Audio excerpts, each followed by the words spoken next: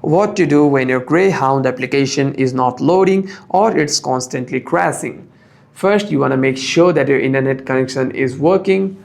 Swipe down on the control center and turn on your Wi-Fi or cellular data. If your Wi-Fi is working but the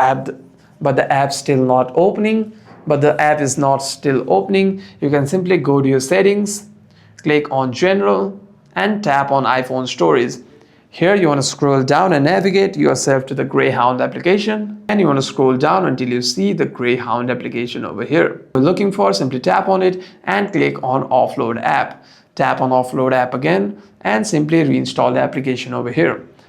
And what this does is it deletes the application whilst keeping its documents and data. And the next time you open, you shouldn't be facing any crashing problems. However, if you are still facing such problems, you can simply delete the app from here and reinstall it from the App Store. And if that doesn't solve the problem, you can simply restart your device once and try again. Hope this video was helpful, and if you have any further questions, make sure to leave a comment down below.